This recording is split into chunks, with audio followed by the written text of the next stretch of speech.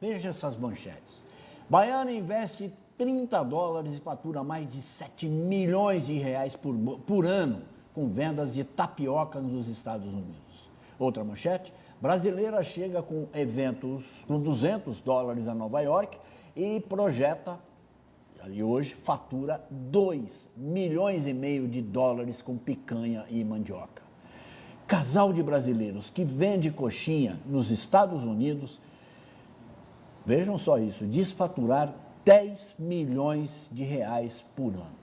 Essas manchetes que eu acabei de citar foram publicadas recentemente em jornais brasileiros e mostram uma tendência. Movidos pela saudade do sabor de casa e pela crescente curiosidade dos norte-americanos por gastronomias exóticas brasileiras que vivem nos Estados Unidos, compreendem ou entenderam, né, obviamente, no mercado da gastronomia. Mas será que é tão simples assim tomar uma iniciativa como essa? É o que nós vamos saber com um bate-papo, embora rápido, com duas brasileiras que moram nos Estados Unidos. A Danila Riso Palmieri, que é consultora de RH executiva especializada em internacionalização de negócios, e a Tassi Khalili, que é empresária, dona de uma cafeteria em Miami.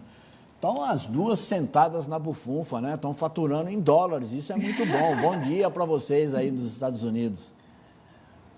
Bom dia. Responderam juntas, que bom.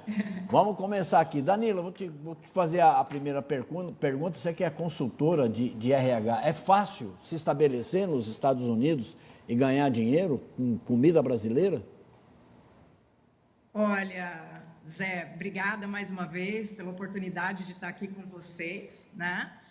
Todo negócio, empreender aqui nos Estados Unidos precisa de estratégia e planejamento, né, Zé? Pode ser uma indústria, pode ser um café, e a vai explicar um pouquinho aí, né, dos desafios dela, mas a principal ação que o executivo tem que ter, o empreendedor tem que ter, é estudar bem o mercado, entender esse mercado, o público que ele vai vender, né, o seu produto, e aí, enfim, fazer um plano de negócios bem feito para poder realmente empreender nessa nova indústria, ou nesse novo negócio, sendo ele também o alimentício.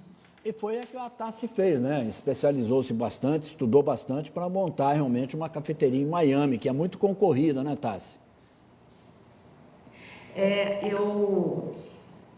Tá ótimo aí. Como eu comentei, eu cheguei a fazer 2 anos de estudo de negócio antes de abrir. Uhum.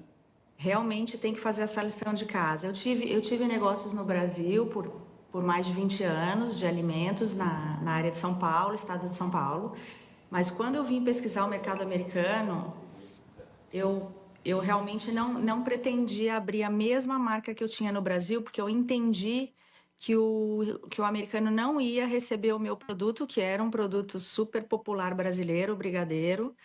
Eu fui dona da rede Brigadeiria no Brasil, e aí eu resolvi ampliar o negócio e abrir uma cafeteria com uma linha de produto maior, né? E que o americano ia entender melhor o negócio, porque é muito importante fazer essa pesquisa, sabe? A gente tem produtos maravilhosos no Brasil, mas a gente precisa entender que a gente tem que vender num mercado internacional, não somente para brasileiros. Então, essa pesquisa foi fundamental para que meu negócio desse certo. Hoje, 8 anos depois, eu posso dizer que a gente realmente está bem estabelecido com uma marca muito bem sucedida aqui em Miami, pretendendo expandir para outros estados também. Ô Danila, mudou alguma coisa com a chegada do Trump ao governo central dos Estados Unidos? A gente vê à distância aqui o apavoramento que tem de quem é estrangeiro para se instalar no país, essa coisa toda. O que mudou? Dificultou? As coisas estão mais difíceis agora? Como é que você vê esse momento? Bom, o recado para o empresário que vem para cá, né, que quer mudar dos Estados Unidos e abrir o seu negócio, é vir de forma correta e legal.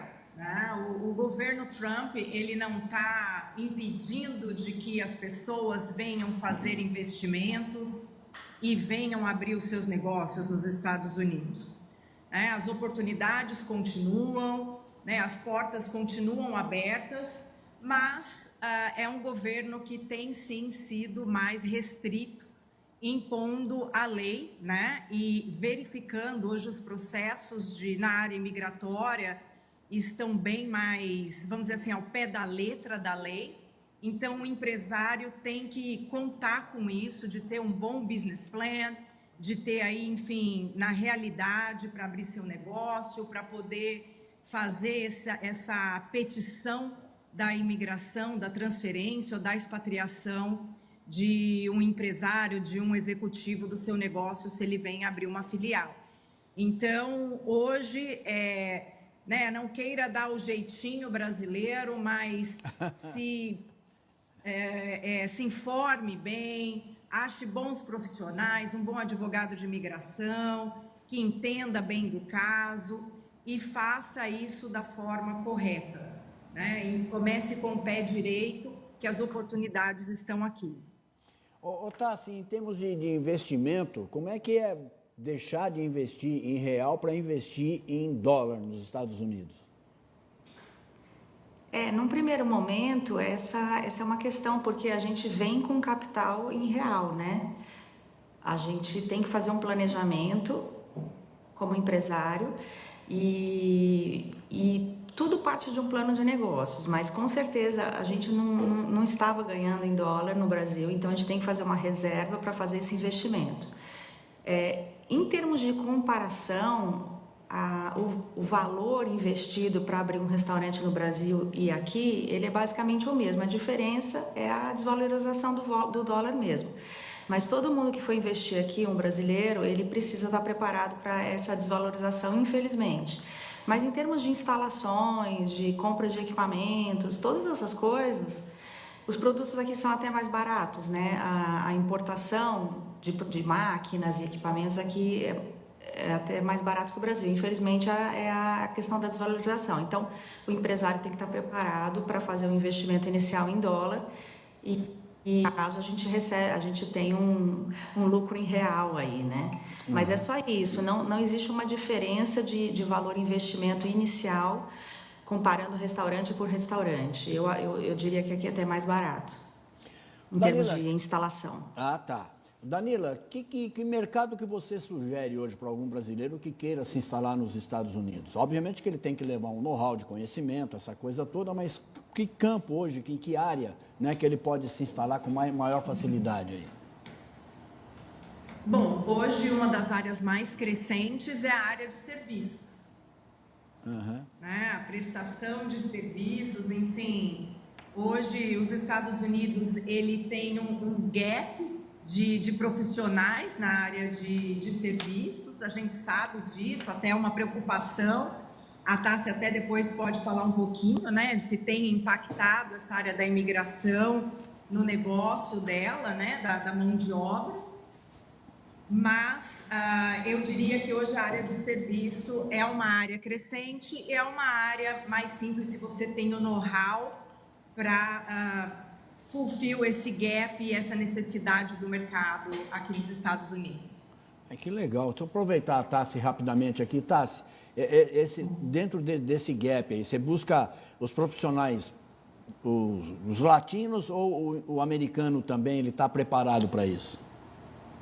Não, então, para a nossa área que a gente chama de hospitalidade, que são restaurantes, hotéis, cruzeiros, essa área de turismo, os profissionais que trabalham, eles são mais internacionais, mais da América Latina, até alguns europeus, do que os próprios americanos.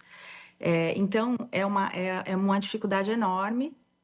Basicamente, a minha folha de pagamento, ela tem 7 países de funcionários. Isso é um desafio também para nós. Nós temos funcionários do Brasil, do Chile, do Uruguai, da Espanha, um americano dentro de uma folha de um grupo de quase 50 pessoas, só para você ter uma ideia como é desproporcional.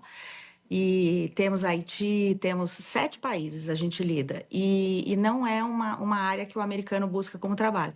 Então, realmente, a gente contrata muitas pessoas da América Latina, obviamente com a parte migratória em ordem. Muitas empresas como nós podemos ser sponsors, né? A gente pode entrar com processos imigratórios para ser sponsor, porque é uma área que não tem mão de obra. A parte de hospitalidade em geral, que é restaurantes, hotéis, cruzeiros, turismos. Então, a gente está sempre buscando profissionais e entrando com processos migratórios através da condição de ser sponsors mesmo das pessoas que vêm trabalhar. Então, é uma área carente. É interessante. Obrigado. Danila, brigadão pela sua entrevista. Tassi, da mesma forma, muito obrigado. Vocês têm o 4 de julho aí, nós temos o 9 de julho aqui. Hoje é feriado em São Paulo, né? O 9 de julho. Vou aproveitar para descansar um pouco. Prazer imenso de falar com vocês, meninas. Grande beijo a todas aí. Obrigada, Zé. Obrigado. Tchau, tchau. Até a próxima. Até mais. Até mais. Tchau, tchau.